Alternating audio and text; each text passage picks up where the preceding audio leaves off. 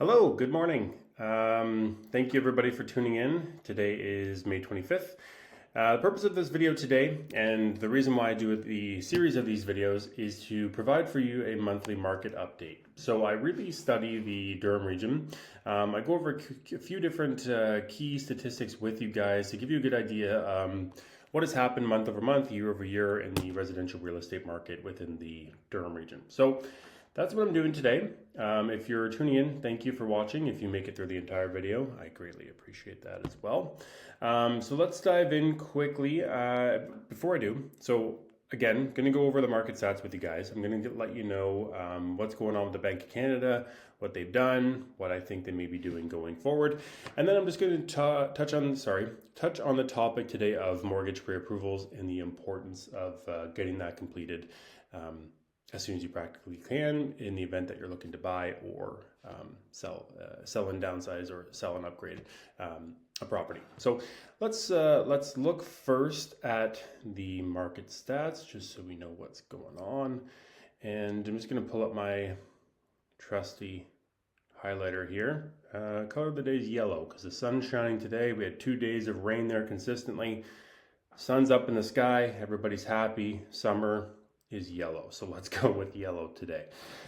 Okay, so first things first, I'm just gonna move this mic out of the way so I don't bump it. Let's look at the average price.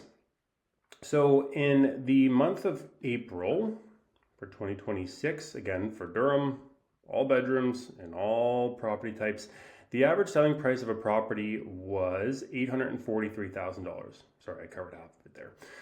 In March, the average selling price was $837,000, so just a slight increase there of 0.7%, not quite 1%.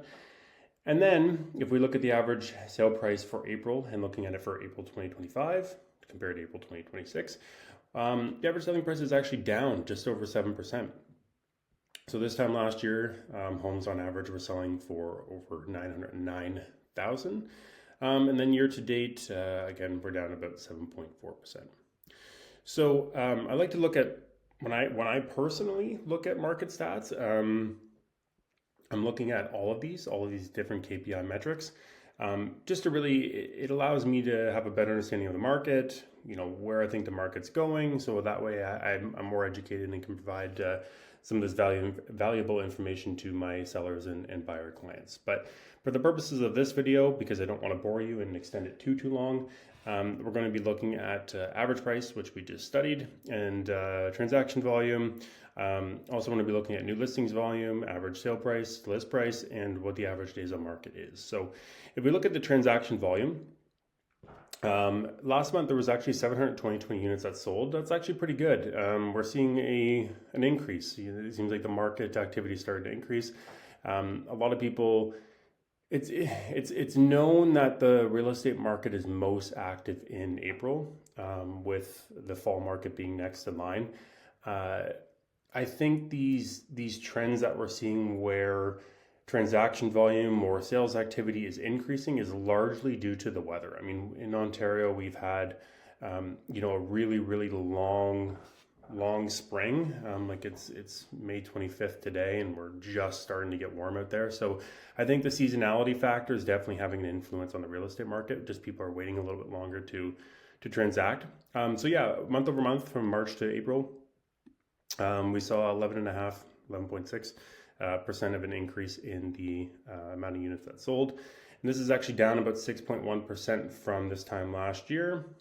And then a year to date cumulative. So from January to end of April, there were 2,273 units sold, down about 11.1% from last year. So what this is telling me, yes, average selling prices are down, transaction volume is down. You know, the market as a whole, it's still really healthy out there. We're in more of a balanced market now.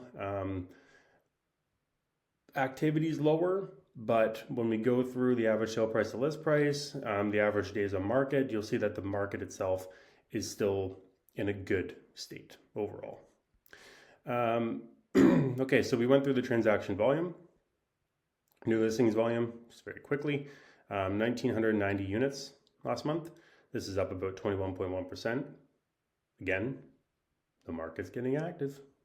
because it's warming up outside. Spring market is in full effect as of April into May, and then we'll see it continue into June this year, I suspect, maybe even longer because of the weather. And then this is down about 10% year over year, and then year to date we're down about 13% for new listings coming to the market. Okay. Average sale price compared to list price. So this is basically what the property is selling for compared to what it is listed for.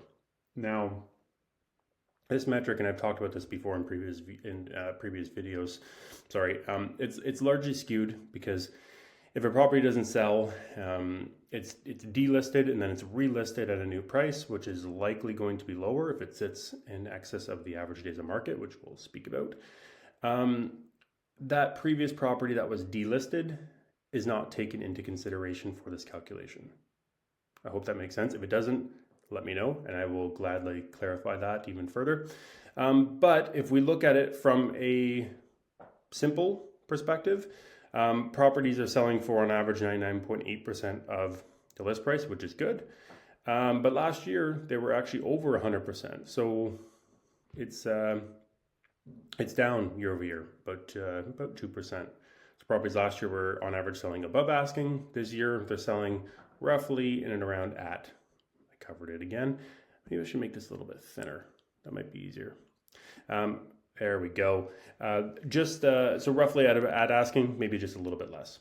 And then year to date down about 2. Oh my goodness, my circles are not so good on my keypad today.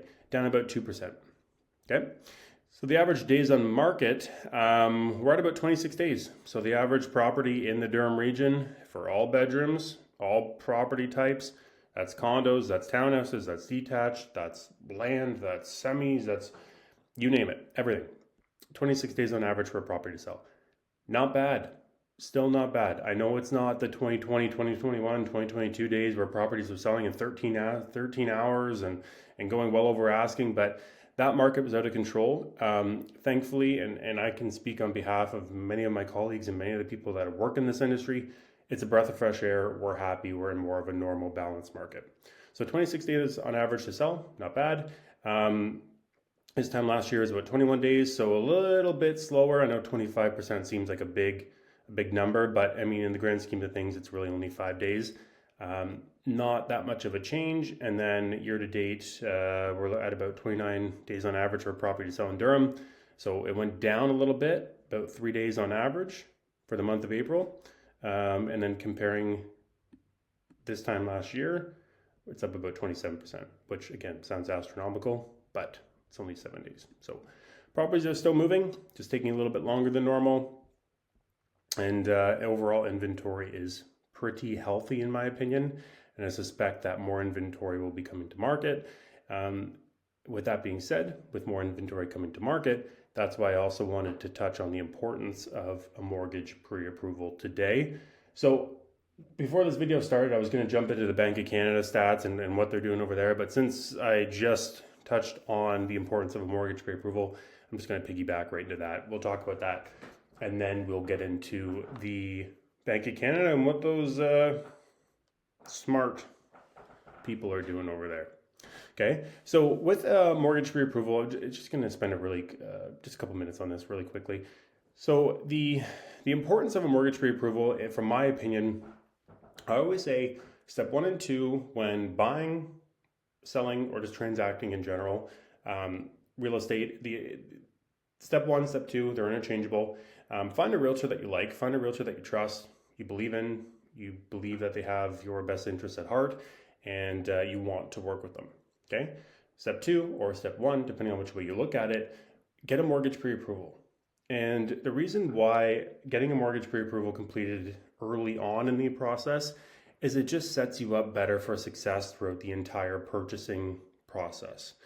You don't want to be going out there and looking at homes and getting infatuated with properties that are just grossly outside of your budget. The reason why is, let's say you're looking at a home that's, arbitrarily speaking, $950,000. Okay? If you look at homes that are $950,000, and then when you're ready to make an offer, then you go to your bank, or then you go to your mortgage broker, and I'll speak on the difference there as well.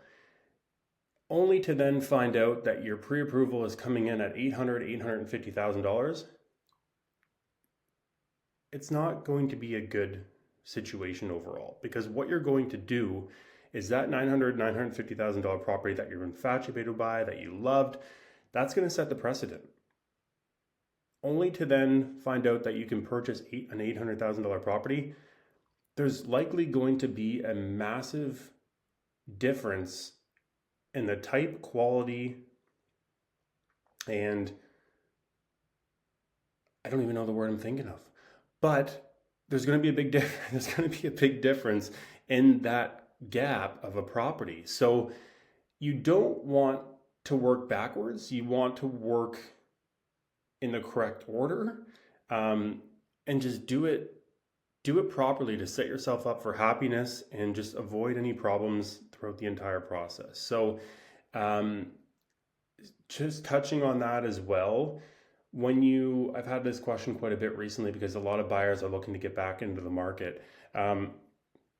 When getting a mortgage pre-approval, you have a couple different options. So you can go speak with a mortgage representative at a bank, and you can speak with a mortgage broker.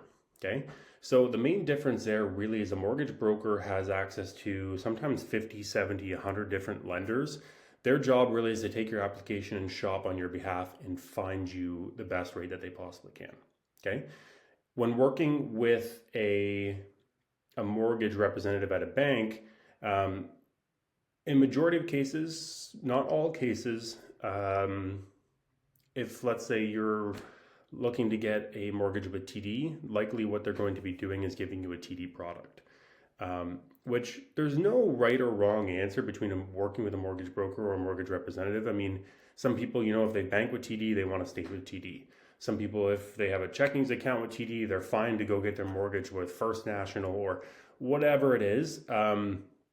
That's just the main difference between the two. No right, no wrong. They're all great. And if you want to connect with somebody at a bank or a mortgage broker, let me know. I'd be more than happy to make that happen and make that introduction for you. And if you have any further questions on anything I spoke about so far, whether it's the mortgage pre-approval process, how does that work? How do we get that process started? Let me know. I can dive into that further with you. We can go over a buyer consultation or seller consultation. And then if any of the information on here you want me to dissect further for you, perhaps you want me to, I still got my highlighter on here. Perhaps you want me to break this down for a specific city within the Durham region, or maybe like Northumberland County, or stretching into any different areas and different types of properties.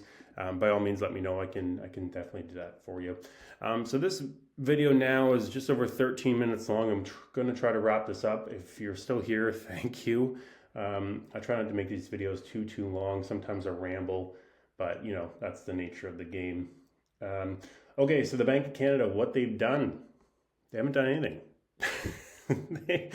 They haven't done anything. And sorry, I should say they haven't done anything regarding the overnight lending rate. Okay, so the policy rate remains at 2.25%. The last meeting that they had was April 29th. They didn't touch it. Doesn't look like they're going to be doing anything in the foreseeable future. I mean, we have a couple more meetings before the end of the year. We have about 5 more. The next one's June 10th, July 15th. After that, September 2nd, October 28th, and then December 9th. What do I think is going to happen? Nothing. I really don't. I think the real estate market as a whole is doing well. I think the economy is doing well when looking at the key figures, inflation, everything else. So I don't foresee any cuts happening in the next meeting on June 10th.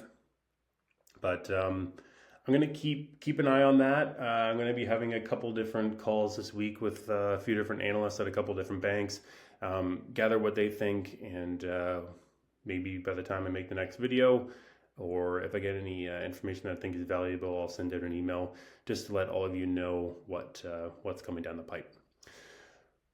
Okay. I think that's it. Hopefully this information was helpful. This was the April 2026 real estate market in the Durham region update. Again, if you watched this long, thank you. I appreciate it. Any questions, you guys let me know. I'm always happy to help. And thank you. It's sunny outside. Summer is right around the corner. Get out there, have fun. Thanks for watching. Bye-bye.